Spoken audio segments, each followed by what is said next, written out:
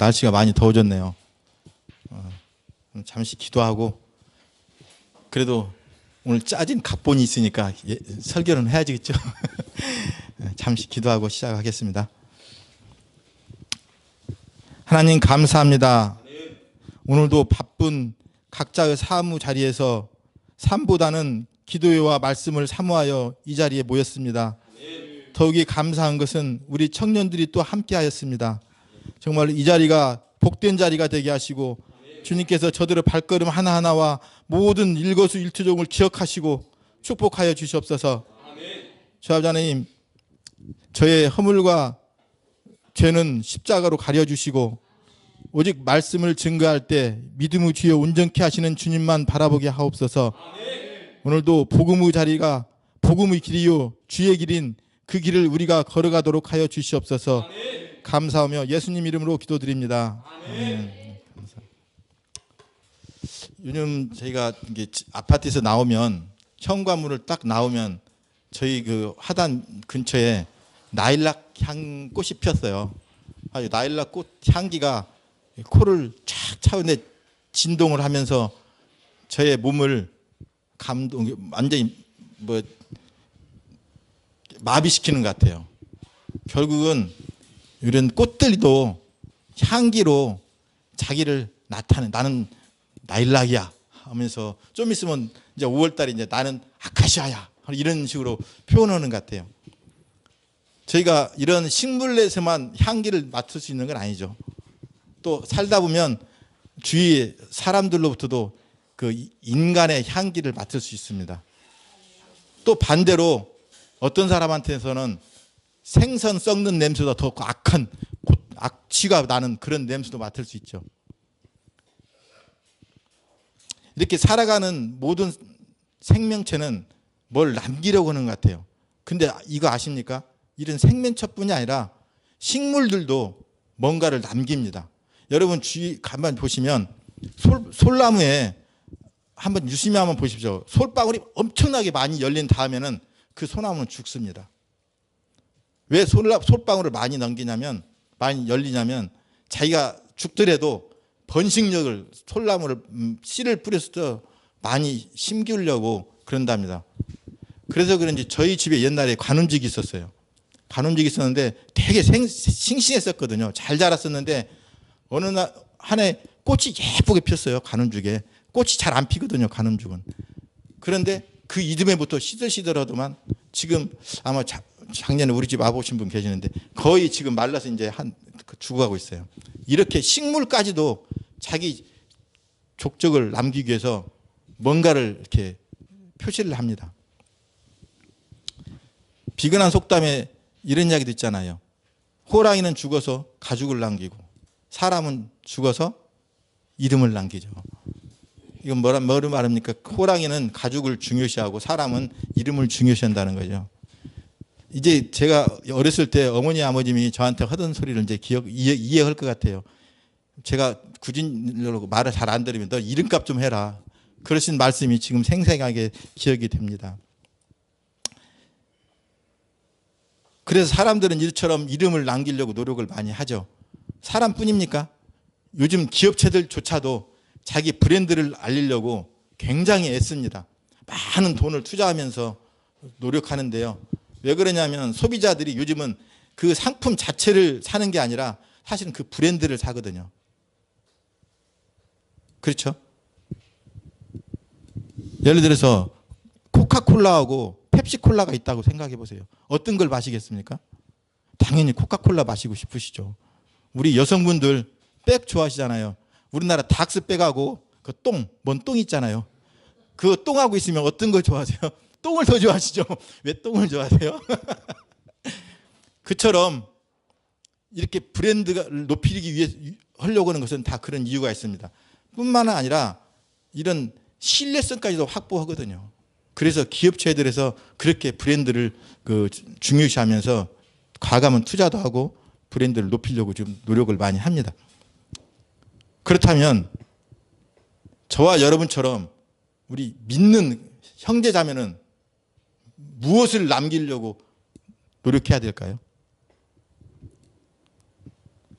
이 말씀을 가지고 오늘 저와 여러분이 한번 나눠보는 시간을 가졌으면 좋겠습니다.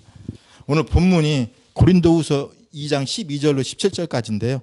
우리 함께 한번 읽어보시겠습니다. 앞에 화면을 보셔도 되고 성경책을 보셔도 되고요. 자, 찾으셨으면 시작. 내가 그리스도의 복음을 위하여 드로아의 이름에 주 안에서 문이 내게 열렸도다. 디도를 만나지 못함으로 내 심령이 편하지 못하여 그들을 작별하고 마게도냐로 갔노라. 항상 우리를 그리스도 안에서 이기게 하시고 우리로 말미암아 각처에서 그리스도를 아는 냄새를 나타내시는 하나님께 감사하노라.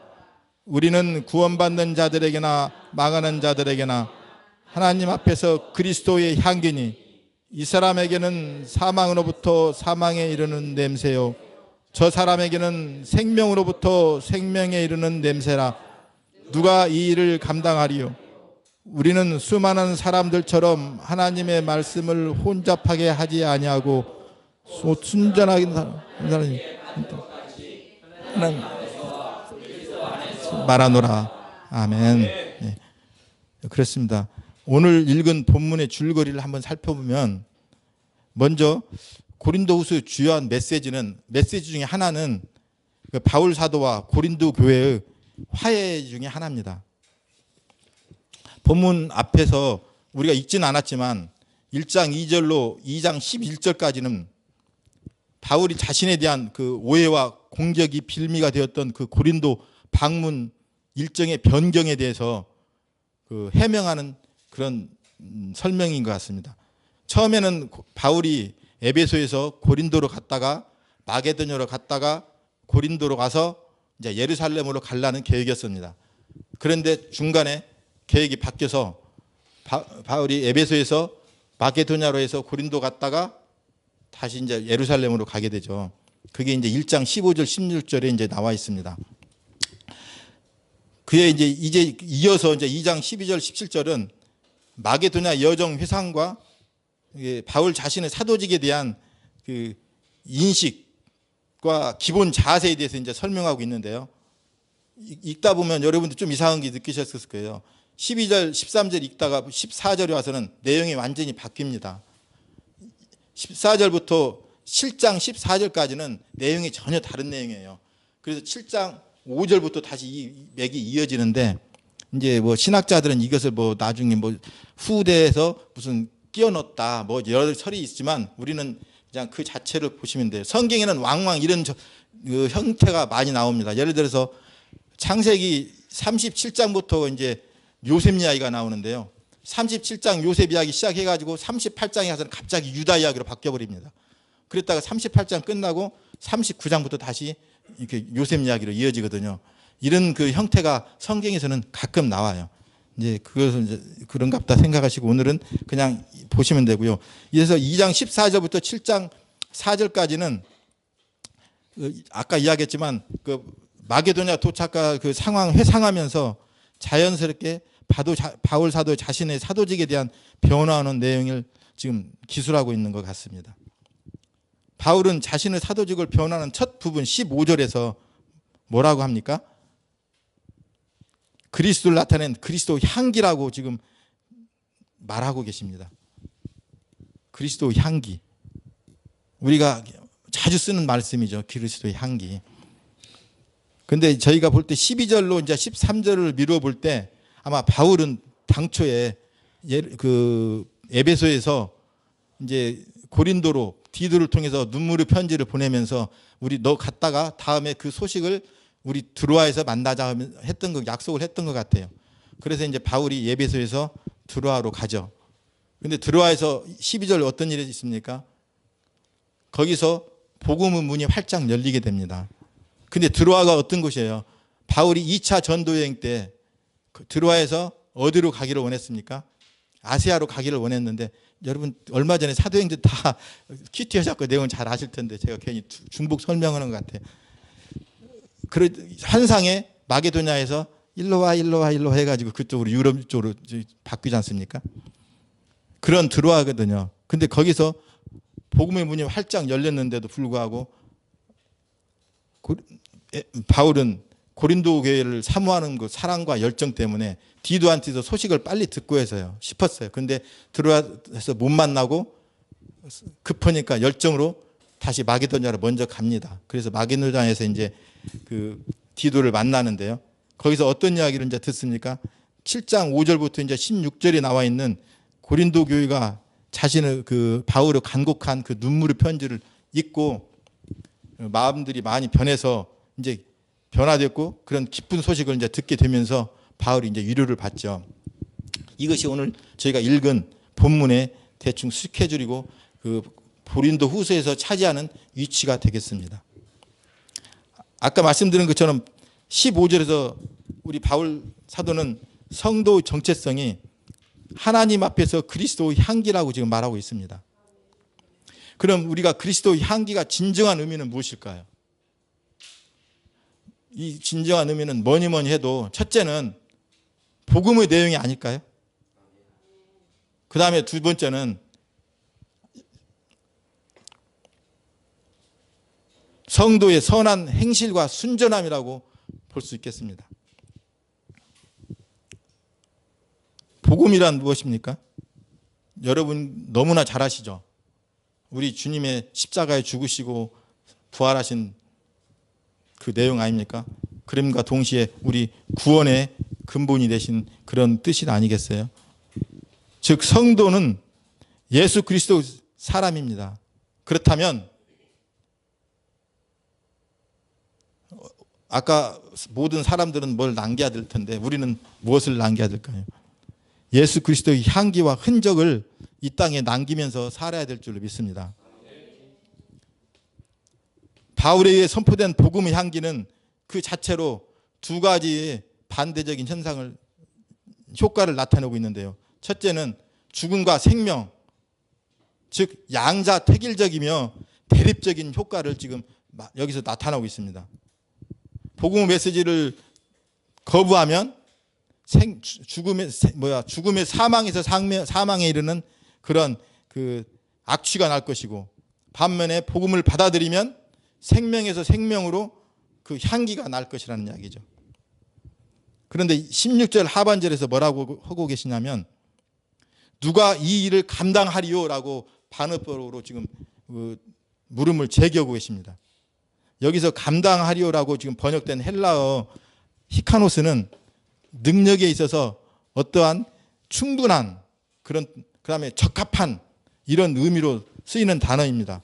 그런데 본문에서는 사도직 혹은 복음 전파자의 직분을 감당할 만한 능력을 지금 겸해서 지금 이 단어가 사용되고 있습니다. 즉 이 일은 오직 하나님의 은혜와 인도하심에 따라야만 하는 것임을 이와 같이 수사 의문문을 통해서 강조하고 있는 것입니다.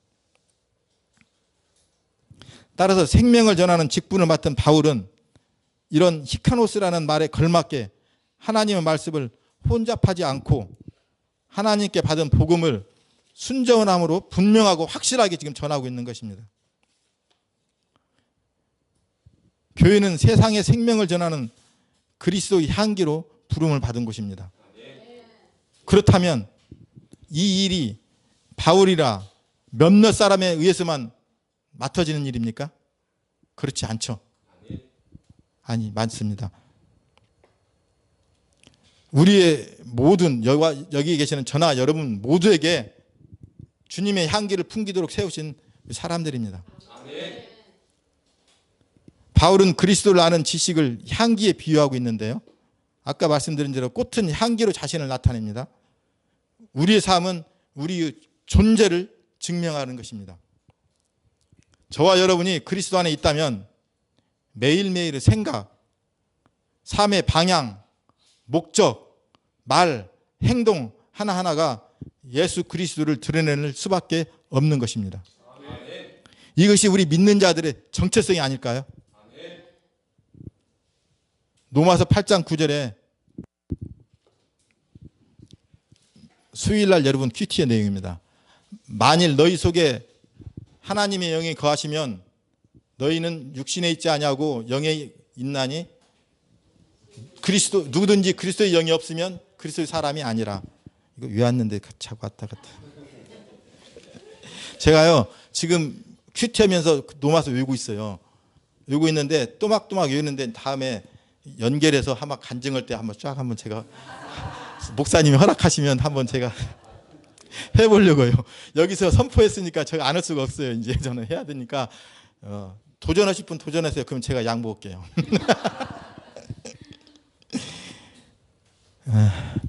그래서 예수 그리스도 향기가 나지 않는 사람은 예수 사람이 아니라는 것입니다.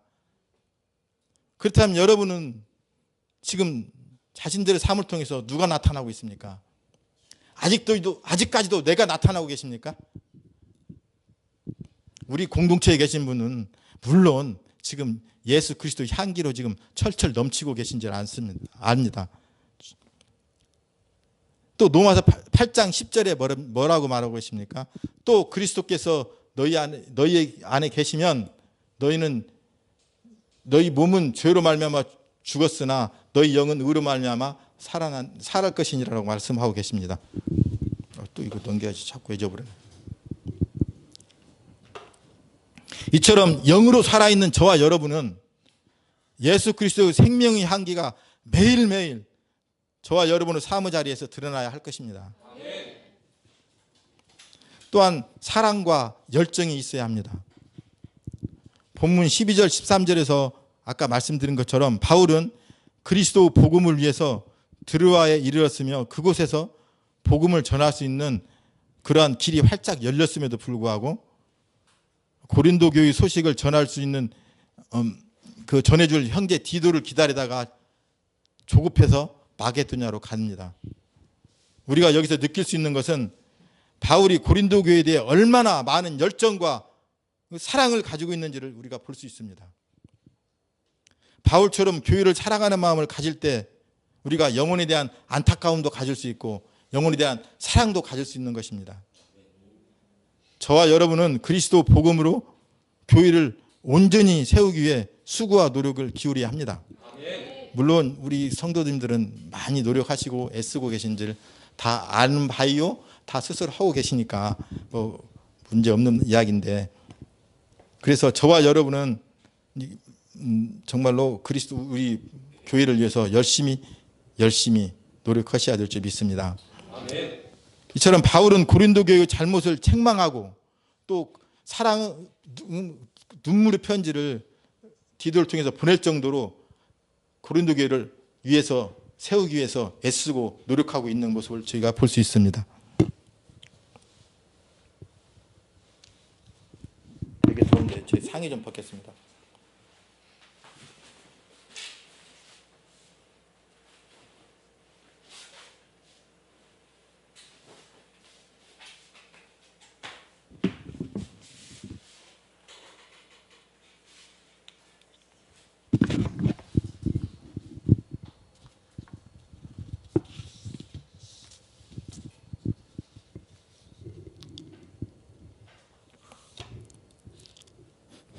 이처럼 다른 영혼에게 관심과 사랑을 갖고 그들로 인해 고통과 아픔을 느낄 수 있는 사람은 진정 그리스도 우리 마음을 가진 사람입니다. 자기를 사랑하며 자신만을 추구하는 이 이기적인 요즘 작금의 시대에 우리가 다른 사람을 관심을 갖고 다른 영혼에게 사랑하고 이렇게 위해서 기도하고 할 수 있는 그러한 마음을 갖는다는 것은 그리스도 안에서 새로운 사람이 되어간다는 분명한 증거입니다. 성도 여러분, 지금 여러분의 주위를 한번 살펴보십시오. 얼마나 많은 영혼들이 지금 신음해가며 죽어가는 영혼들이 얼마나 많습니까? 다른 영혼에 대한 안타까운 마음과 사랑은 아까 우리 찬양도 했지만 주님이 기뻐하시는 마음입니다. 이 마음 때문에 여러분들은 하나님의 사랑을 더욱 깊게 경험하실 수 있습니다. 또 대부분의 사람들은 누구나 항상 행복하게 살아가기를 원합니다. 그러나 살다 보면 어때 그게 우리 마음과 뜻대로 됩니까? 어렵고 힘든 일을 만난 적 없으십니까? 대답 안 하시는 거 보니까 한 분도 안 계시네요. 여기는 저만 그런 것 같아요. 저만 어렵고 힘들고 고통스러운 일을 만난 것 같습니다. 제가 사실 전에는 믿음이 부족했기 때문에 당연히 만날 수밖에 없었어요. 그렇지만 그런 어려운 일을 만났다고 해서 우리가 무조건 불행하다고 생각할 이유는 없습니다. 왜냐하면 행복은 우리가 어떻게 생각하느냐에 따라서 달라지거든요. 아무리 어렵고 힘든 문제가 우리 앞에 놓여 있다고 하더라도 항상 긍정적인 생각과 주님 안에서 또 문제를 어떻게 해결하려고 노력하느냐에 따라서 그 어려움은 빨리 극복하고 옛 행복으로 돌아갈 수도 있고, 아니면 그 문제에 얽매여서 허우적거리다가 계속 늪으로 빠져 들어갈 수밖에 없는 상황입니다. 저도 몇 번 말씀드린 것 같은데 어려운 때가 있었습니다. 그때 제가 그동안에 이렇게 술을 먹던 것도 다 끊고, 물론 담배는 전에부터 안 폈으니까, 하나님 앞으로 오지 않았다면 아마 지금쯤 어떻게 돼 있을지 모르겠어요. 그 당시 어떤 사람은 무슨 일이 생기면 친구들과 술 한잔 하면서 위로받고 격려받고, 저도 그러고 싶었었어요. 그런데 어느 순간 제가 그런 생각이 들더라고요. 괜히 내 문제 가지고 상대방하고 술 먹으면서 위로 받는다고 받고 하다가 괜히 감정이 나서 말다툼이 되면 꼭 싸울 것 같아요. 사고 날 것 같은 그런 생각이 들더라고요. 그래서 이 기회를 통해서 모든 건 끊고 한번 그동안 내가 하나님 앞에 제대로 서지 못했는데 한번 하나님 앞에 제대로 한번 서보자 하면서 하나님 앞에 엎드리고 기도하고, 그러는 과정에서 제가 세워지고 옛날에 했던 것들이 모든 게 내 잘못이구나 하는 걸 느끼면서 하나님한테 회개하고 하나님 앞에 한 발짝 한 발짝 나갔던 것이 지금 제가 이 자리에 있게 된 것이고, 여러분들 앞에 이렇게 말씀으로 나누고 서로 나눌 수 있는 이런 영광스러운 자리에 설 수 있는 그런 결과가 온 것이죠. 그때 물론 저도 기도하다가 답답하면은 뒷걸음질도 쳤습니다. 그렇지만 여기 앞에 계시는 우리 백권사 덕분에 제가 이런 이야기 하면은 제가 꼬투리가 잡히는데, 그동안 한마디도 이런 이야기 안 했는데 여기서 어차피 선포를 하니까 이제 제가 이제 할 때마다 백권사가 감사하게도 저를 끌었어요. 믿음으로 뭐 목사님 가서 기도받자, 뭐 모시다가 또 예배드리고 이러는 과정에서 저는 이제 못 이긴 척하면서 좀 이렇게 좀 끌려갔거든요. 근데 여자 말을 들어야 될 때도 있더라고요. 근데 앞으로 또 이제 아마 백권사가 또 그랬었구나 하고 앞으로도 그럴 것 같아요. 나 따라와 할 것 같은데, 그런 기억은 잊어버리는 은혜 있으시길 바랍니다.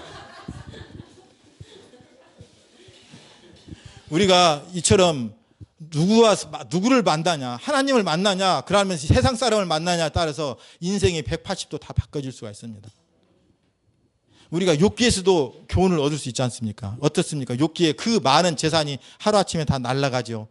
사랑하는 아들, 딸 없어지죠. 죽어가죠. 자기는 몸으로 욕창이 돼가지고 그냥 그 뭘로 세금파리로 뜩뜩 긁는다는, 아이고 끔찍하죠. 사랑하는 아내마저 저주하면서 가버리지 않습니까? 욥의 그 몸이 욕창이 나서 뜩뜩 긁는 그 생각을 하면요, 제가 어렸을 때 그 양지 바른 곳에서 연도 날리고 거기 앉아서 뭐 하는 일, 옛날에 하는 일 있었어요. 그 양지 바른 데서 하는 일, 무슨 일이죠? 권사님 아실 텐데, 이렇게 딱 뭐 뒷자리 까면 뭐 있어요. 슬금슬금 나오죠. 햇빛에.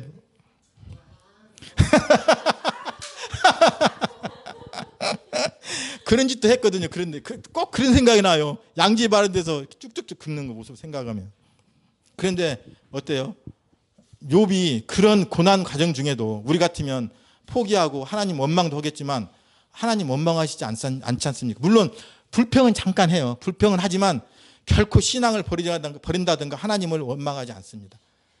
결국은 하나님 붙잡고 끝까지 갈 때 여기서 우리한테 느껴지는 고유는 뭐냐면, 그런 고난과 어려움과 힘든 일은 우리 믿는데 조건이 되지 않는다는 거예요. 하나님 믿는데 어떤 조건이 안 된다는 거죠.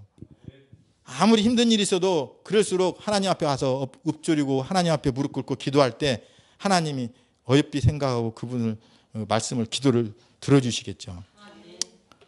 바울도 고린도 교회를 향한 사랑으로 인해 매우 힘들어했어요. 그러나 14절에서 뭐라고 합니까? 그는 항상 그리스도 안에 이기게 하시고 그리스도를 아는 냄새를 나타내게 하시는 하나님께 감사했습니다. 여기서 그리스도를 아는 냄새가 무엇인지 아십니까? 이 냄새가 뜻하는 것은 복음 선포 속에서 하나님의 현재를 체험하는 것을 지금 상징적으로 지금 표현하고 있는 것입니다.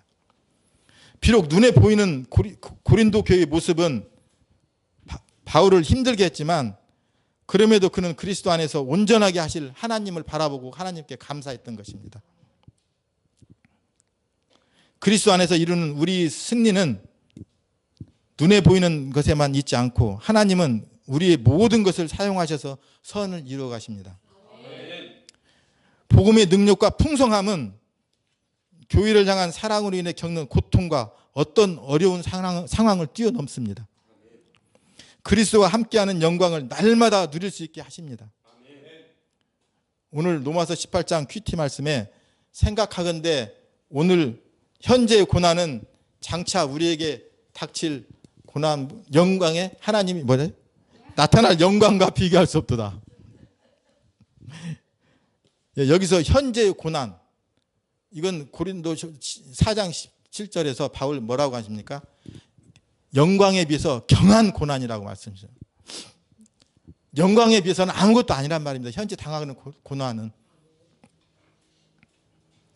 바울 사도가 삼층천을 보았기 때문에 그 어려운 고난과 역경을 자기 모든 것을 포기해가면서 이길 수 있었고 견뎌냈고 끝까지 복음을 전하는데 매진했던 것입니다. 또 12제자도 마찬가지일 것입니다. 아마 그 하나님의 영광, 그날의 영광을 받기 때문에 순교까지 하면서 모든 것을 포기하고 그러한 순교 길까지 갈 수 있었던 거 아니겠습니까? 여러분은 주님 안에서 날마다 승리를 누리고 계십니까? 그러나 가끔 이 땅에 지금 교회를 보면 수많은 문제들로 인해서 절망할 수밖에 없는 그러한 일들이 눈앞에 펼쳐지고 있습니다. 하루 멀다 않고 뉴스거리가 되고 있는 그 뇌물 게이트, 이성 문제, 군 무기 도입 관련해서 뇌물 수수, 자녀 세습, 논문 표절, 목사 요즘 또 목사 자격 문제까지 논의되더라고요. 또 근래 사람 같지 않은 그 그리스도 탈을 쓴 만민교회 어떻게 그 말 입에도 꺼내지기 진짜 난천 말을인데 한 사람이면 됐지 왜 몇 사람하고 그렇게 해가지고 사람을 그렇게 그래요. 그냥 이런 사건들과 같이 눈에 보이는 자금의 상황들로 인해서 정말로 복음의 길이 얼마나 막히고 있습니까? 여러분도 답답하시죠? 하나님의 승리를 확신하기가 정말로 힘들어서 낙담할 때가 많이 있습니다. 그러나 하나님은 예수님의 십자가 죽음과 부활을 통해서 가장 큰 구원의 역사를 이루셨습니다. 이 교회는 바로 그 십자가 위에 세워졌습니다. 우리도 그날 영광을 위해서 현재의 고난을 정의 여기고 인내하며 복음 전도에 매진해야 할 것입니다. 사랑하는 성도 여러분, 요즘 기독교인에 대한 세상 사람들의 평판이 어떻습니까? 자기네들밖에 모르네 이런 소리 듣지 않았습니까? 교회에 다니는 사람도 별 수 없네, 아니 오히려 더해 이런 소리는 듣지 않으셨습니까? 이런저런 일들로 인해서 사회가 우리를 바라보는 시선이 따갑습니다. 저와 여러분은 진정 그리스도 향기를 풍기고 삶을 살고 계십니까? 명목상은 멸정한 그리스도인인데 혹시 악취를 풍기고 있지는 혹시나 않으십니까? 저와 여러분 어깨가 무척 무겁습니다. 이제 저와 여러분이 일어나서 진정한 크리스찬의 모델이 되어야 할 때입니다. 말이 아니라 선한 행실과 순전함으로 모든 사람들을 대할 때 주님께 대하듯 합시다. 그리스도 향기를 나타내는 크리스찬이 됩시다. 복음의 통로가 되는 길에는 주저하지 맙시다. 서두에서 말씀드렸듯이 하찮은 식물도 향기로 자기를 나타낸다고 합니다. 동물도 죽어서는 자기 가죽을 남길 정도로 그렇다고 하죠. 기업들도 자기들의 브랜드를 위해서 애쓰고 많은 투자를 한다고 합니다. 그렇다면 저와 여러분은 어떠한 향기와 어떠한 흔적을 남기시렵니까? 미국의 예레미야 스티펙 목사라는 분이 계시는데요. 그분이 교회에 새로 목사로 부임하던 날에 그날에 교회에서 있었던 일을 영상을 하나 소개하면서 설교를 마칠까 합니다.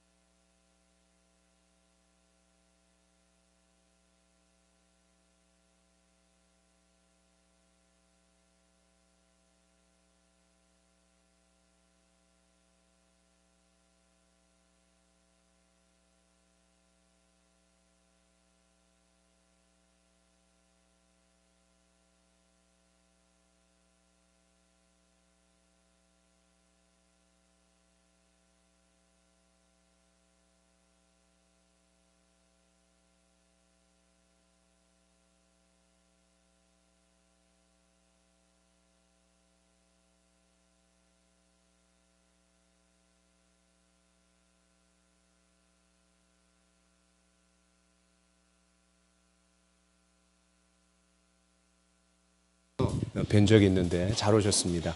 올라오시는데 힘들지 않으셨어요? 예. 엘리베이터가 없어서 죄송합니다. 오늘 귀한 말씀 감사합니다. 우리 같이 찬양 하나 합시다. 찬송가 151장입니다. 찬송가 151장. 우리 같이 찬양하면서 함께 들었던 말씀을 기억하며 예수님에 대해서 또 우리를 통해 예수님의 향기가 드러날 수 있도록 우리 같이 찬양했으면 좋겠습니다.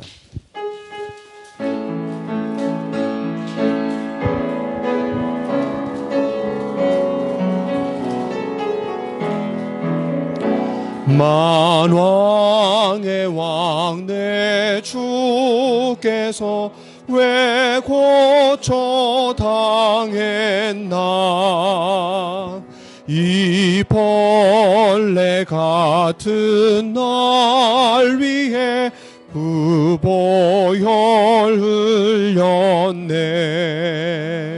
십자가 내가 처음 볼 때에 나의 마음의 큰 고통 사라져 오늘 믿고서 내 눈 밝았네 참 내 기쁨 영원하도다 주 십자가 못 박힘은 속죄함 아닌가